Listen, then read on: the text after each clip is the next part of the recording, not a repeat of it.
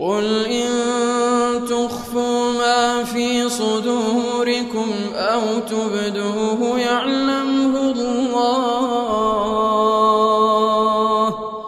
ويعلم ما في السماوات وما في الأرض والله على كل شيء قدير.